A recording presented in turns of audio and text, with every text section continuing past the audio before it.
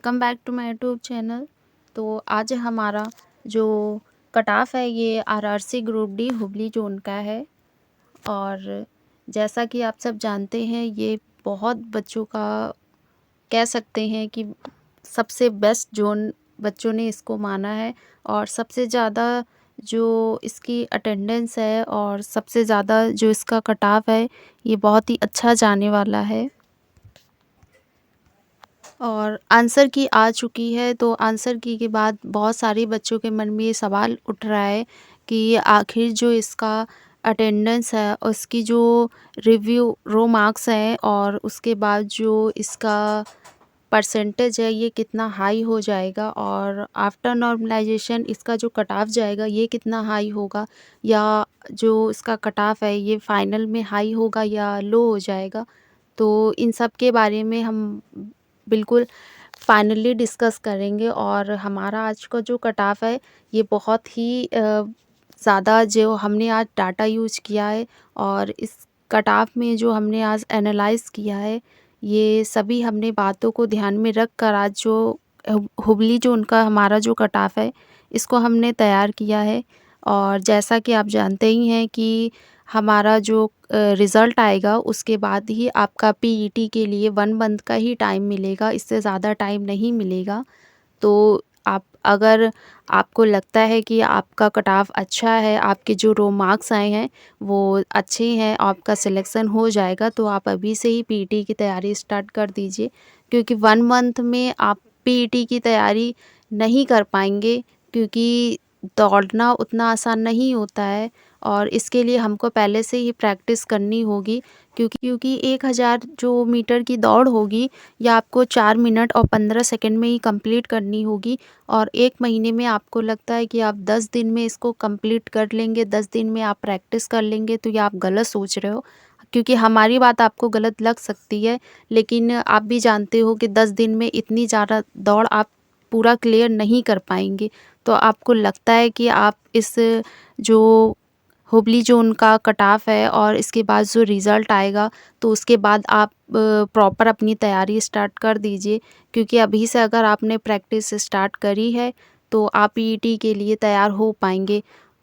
और रोज़-रोज़ इसकी आदत आपको डालनी होगी, क्योंकि 1 मंथ के टाइम में ही आपको इतना कंप्लीट नहीं कर पाएंगे। तो रनिंग की आदत आपको कल से ही स्टार्ट कर देनी है, क्योंकि अगर आप रोज़-रोज़ 100 मीटर भी दौड़ लगाएंगे तो आप 1000 मीटर दौड़ कंप्लीट कर लेंगे।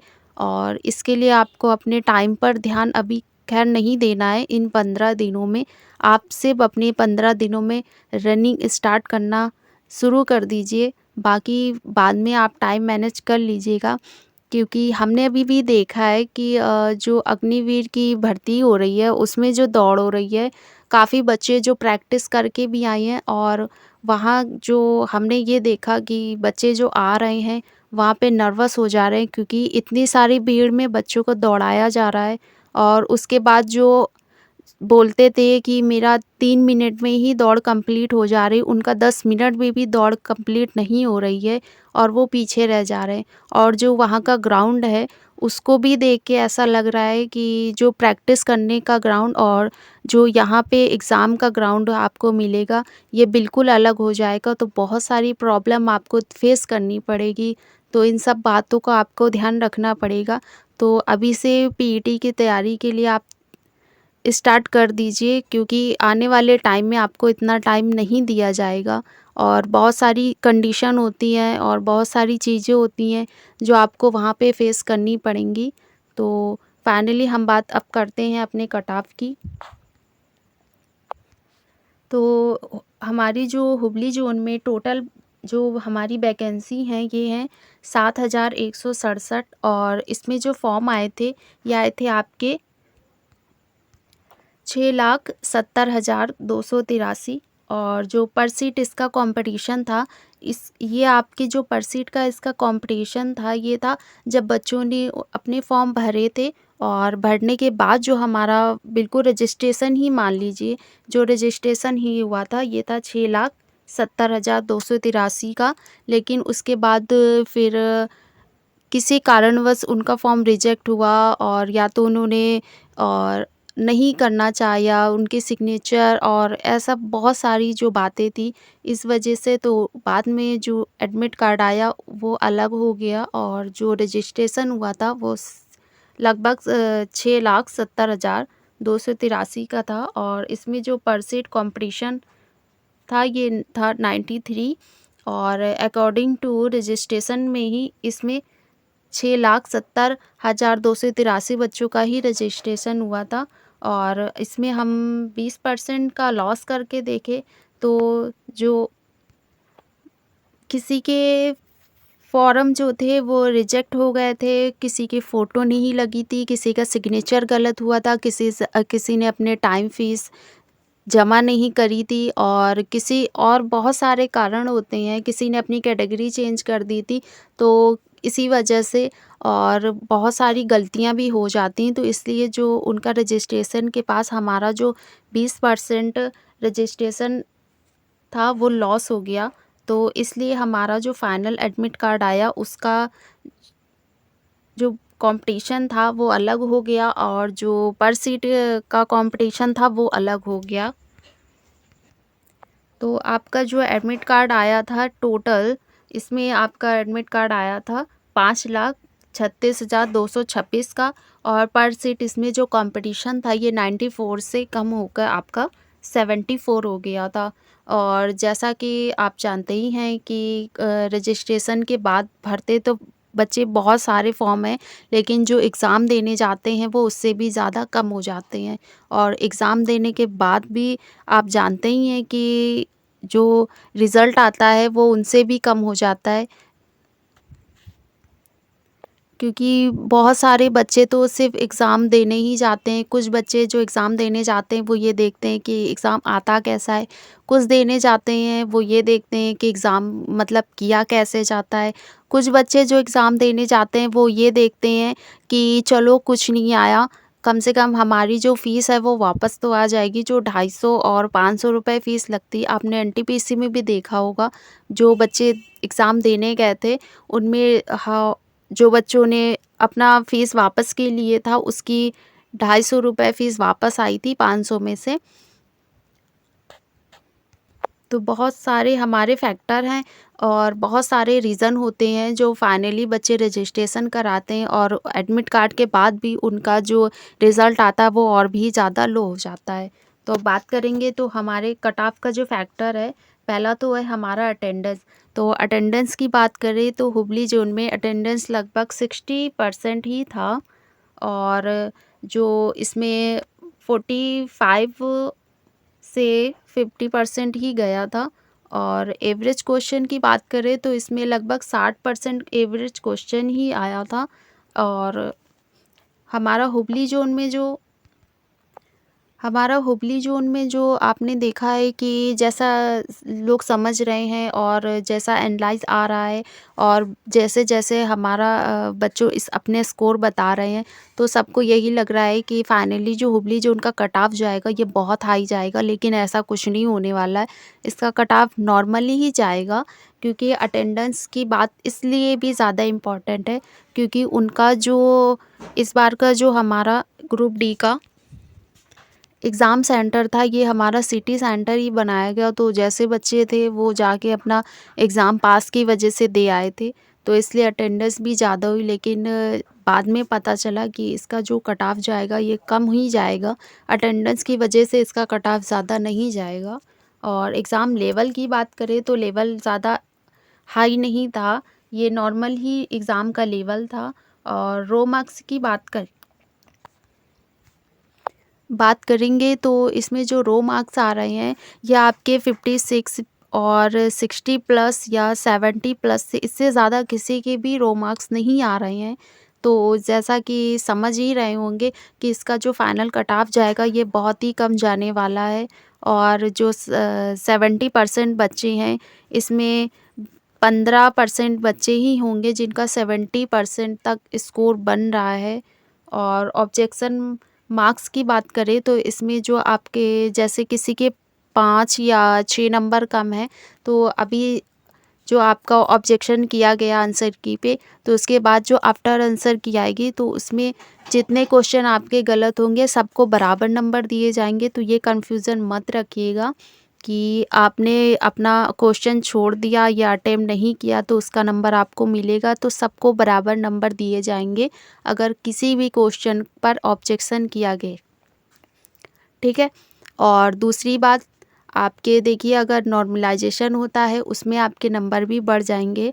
तो बिल्कुल अगर आप फाइनली आपको लगता है कि आपके 5-6 नंबर का मैं आप कट ऑफ नहीं पास कर पाएंगे, आप रिज़ल्ट नहीं पास कर पाएंगे, तो ऐसा कुछ भी नहीं है, क्योंकि फाइनली 5-6 नंबर तो आराम से आपके बढ़ जाएंगे। और क्वालिटी ऑफ स्टूडेंट लेस 20% की बात करें तो इसमें आप देखेंगे कि जो स्टूडेंट हैं किसी की एज पूरी हो चुकी है और कोई एग्ज़ाम देने गया और वो देखने ही गया, कोई फ़ीस की वजह से एग्ज़ाम देने गया, तो बहुत सारे जो फैक्टर हैं तो उसमें हम मान के चलते हैं कि हमारा जो एग्ज़ाम में स्टूडेंट की जो क्वालिटी है वो 20% ही कम रह जाएगी, क्योंकि बहुत सारे जो बच्चे हैं वो एनटीपीसी में सिलेक्शन ले लेंगे तो वो ग्रुप डी में नहीं आएंगे। और उसके बाद जो पीईटी होगी उसमें भी कुछ बच्चे रह जाएंगे और कुछ एग्ज़ाम की वजह से रह जाएंगे और कुछ अपना जो रिज़ल्ट आने के बाद जो अभी कट ऑफ के बाद और आंसर की आएगी, आंसर की आ चुकी है तो उसके बाद जो फाइनली हमारा रिज़ल्ट आएगा तो उसमें बहुत से बच्चे जो वो रह जाएंगे।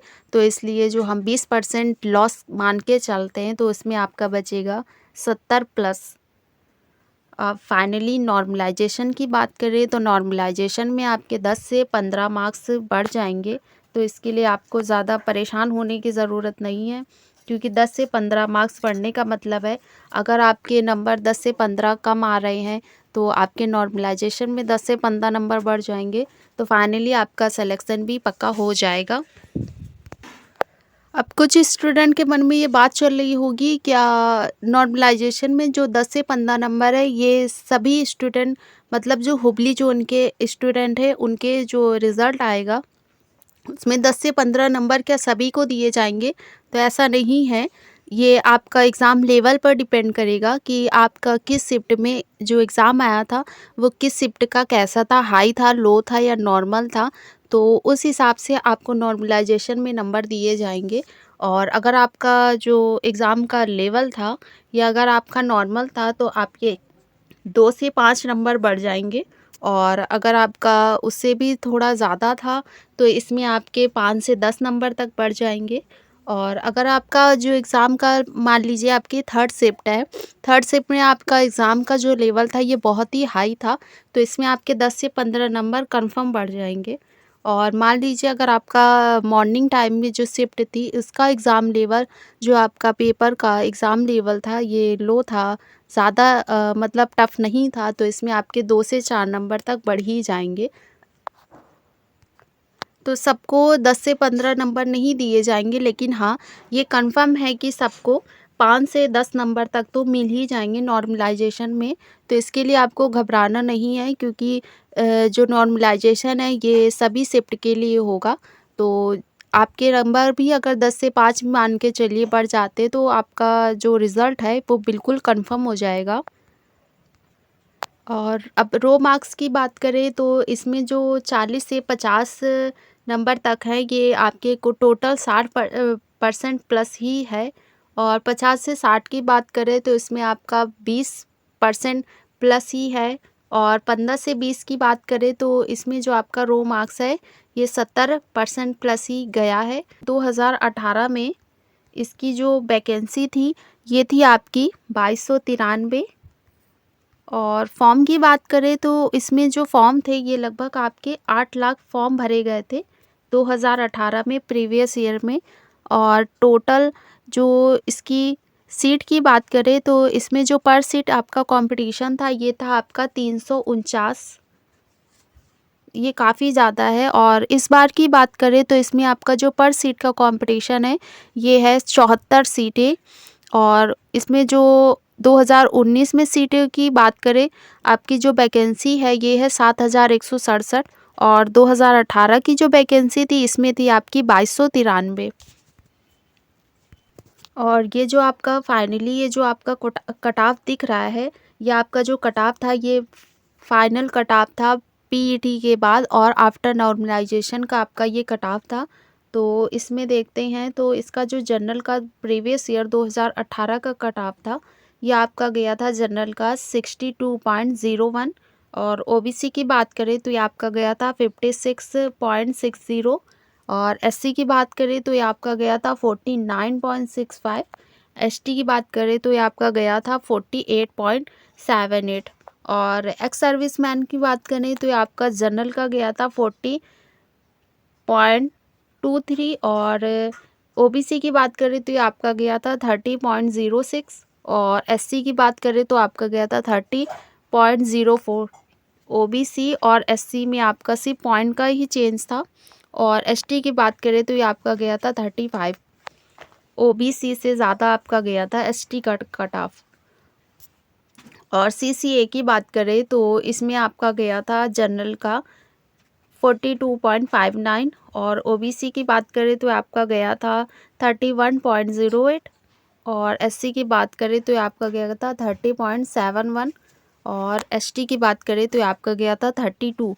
तो आप देख रहे हैं कि जो इसका एक्स सर्विसमैन का कट ऑफ है ये आपका एसटी से ज़्यादा जा रहा है और ओबीसी और एससी का कम जा रहा है। और पहले जो 2018 में जो आपका रिज़ल्ट था इसमें ईडब्ल्यूएस शामिल नहीं था, ये आपका 2019 के वैकेंसी में शामिल हुआ है। तो आप देख रहे होंगे कि जो प्रीवियस ईयर का कट ऑफ है ये काफ़ी हाई था, लेकिन जो हमारा 2019 का कट ऑफ है ये इससे भी ज़्यादा कम हो जाएगा। और हमने हर चीज़ को एनालाइज़ किया है, इसी पर आप देख रहे होंगे कि आखिर हमारा फाइनल जो कट ऑफ आएगा ये आखिर कम क्यों हो जाएगा। और एग्ज़िट पोल में जो हमने group D Hubli zone after answer की योर स्कोर, तो इसमें जो हमने जानने की कोशिश की कि आखिर आफ्टर आंसर की के बाद जो स्टूडेंट है उनका मार्क्स कितना बनना है और उनका जो रो मार्क्स है वो कितना बनना है। तो इसके लिए जो 50 से 55 थे इसमें टोटल बनने थे 49% और 55 से 60 तक हमारे बनने थे 16% और 16 से 65 बनने ये आपके 30% और 65 से 70 बनने आपके 8% और 70 से 75 बनने ये आपके 14%। तो इसमें आप देख रहे होंगे कि जो हुबली जोन के जो स्टूडेंट हैं उनका जो सबसे ज़्यादा रो मार्क्स आ रहा है ये आ रहा है आपका 50 से 55% और इसकी जो परसेंटेज है ये आपकी है 49%। और सबसे जो कम बनना है ये आपका बनना है 65 से 70, ये आपका बनना है 8%। तो इससे आप अंदाज़ा लगा सकते हैं कि जो 50 से 55 रो मार्क्स पर नए ये 49% हमारा जो रिज़ल्ट आया एग्ज़िट पोल में 49% जो इसमें रो मार्क्स आ रहा है ये सबसे ज़्यादा आ रहा है। और बाकी जो आपका सेंटर में आ रहा है ये आपका आ रहा है 55 से 60, 60 से 55 और उसके बाद 60 से 65 और 65 से 70। तो सबसे ज़्यादा जो हमारे रो मार्क्स आ रहे हैं ये 50 से 55 लगभग हर स्टूडेंट में ज़्यादातर जो आ रहे हैं वो इन्हीं में से आ रहे हैं। तो हमारा जो कट ऑफ हो जाएगा ये भी इसी के अकॉर्डिंग ही जाएगा, इससे ज़्यादा नहीं जा पाएगा। तो सभी हमने जितना भी हमारा कट ऑफ का फैक्टर था सभी को हमने एनालाइज़ किया।